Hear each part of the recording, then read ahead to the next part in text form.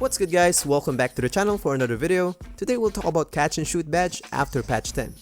So in this video we'll talk about how it works, my badge upgrade recommendation and stats, but we'll focus more on stats. So if you haven't watched my videos lately, you'll probably be surprised that I'm doing my own stats now. So yes, I'm doing them now, so expect a lot of videos coming up with stats. Especially I'm doing this channel full time now, so I got all the time in the world to do these boring tests. It's going to be fun on your part though. So don't forget to subscribe to tune in for upcoming videos.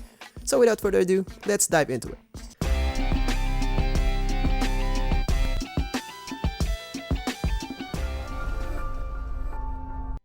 Let's start first with the badge description. I know almost everyone knows this one already, but let's just do it anyway. For a short time after receiving a pass, the receiver outside shooting attributes get a significant boost. This one is pretty straightforward. If an outside shot is off a pass, then you shoot within a specific time window, you'll get a boost.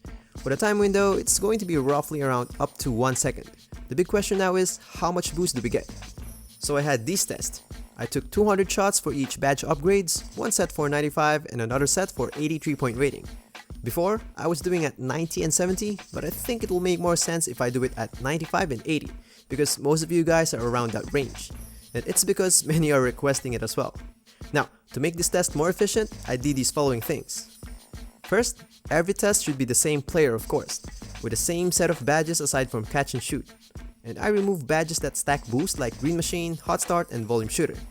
I removed Hot Zone Hunter as well.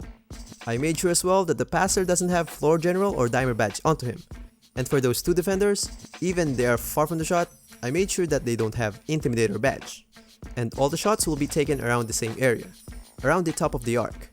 And lastly, every shot will have exactly the same input. Every shot will be 99.99% the same timing. Now let's check out the stats. Not really mind-blowing results here, but here are the notable things. The max boost you can get if you're 95 3-point rating will be around 11.5%. And if you're 80, it's going to be around 6% max only.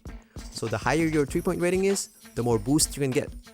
Another thing that you might notice is the gap between bronze to silver on both ratings are really high compared to other upgrades.